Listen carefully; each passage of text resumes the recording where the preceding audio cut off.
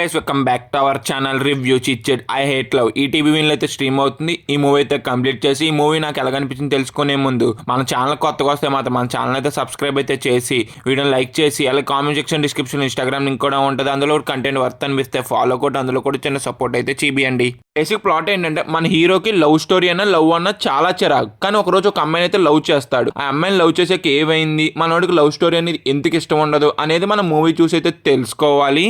Movie అయితే మాత్రం నాకైతే నచ్చలేదు. ఈ మూవీలో నాకు నచ్చిన పాయింట్ ఏంటంటే హీరో ఒక పర్ఫార్మెన్స్ అనేది మిగతా మూవీ మొత్తం కూడా చాలా రొటీన్గా అయితే అనిపించింది.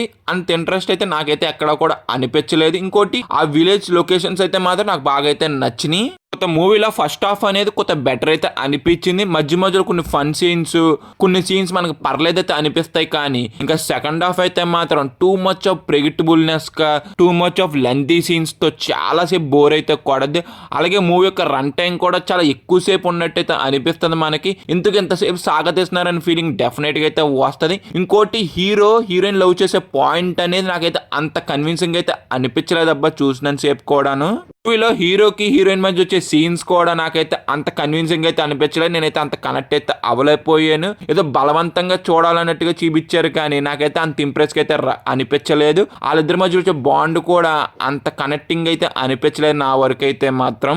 సెకండ్ హాఫ్ లో ఎమోషన్ ట్రై చేశారు, అంతైతే కనెక్ట్ అయితే అవ్వలేకపోయాను. అలాగే మూవీలో డ్రామా కూడా వర్కౌట్ అయితే అవ్వలేదు. కొద్ది గొప్ప లిటిల్ బిట్ ఆఫ్ కామెడీ అనేది మనకు పర్లేదు అయితే అనిపిస్తుంది, అది కూడా ఫస్ట్ హాఫ్ లో.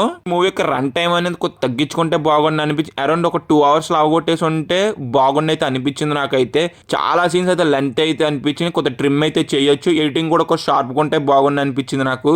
ఇది గైస్ మూవీ చూసాక నా ఎక్స్పీరియన్స్ అంటే ఇంకా ఓవరాల్ గా మేము ఇచ్చే రేటింగ్ ఎంత అంటే 2 out of 5. మీకు జెన్యున్ రివ్యూ అనిపిస్తే మన ఛానల్ అయితే సబ్స్క్రైబ్ అయితే చేసి వీడియోని అయితే లైక్ అయితే చేయండి. అలా comment section description Instagram link కూడా ఉంటుంది. అందులో కూడా కంటెంట్ వర్త్ అనిపిస్తే ఫాలో కొట్టి అందులో కూడా చిన్న సపోర్ట్ అయితే చేయండి. Bye guys, in the next video. జై హింద్.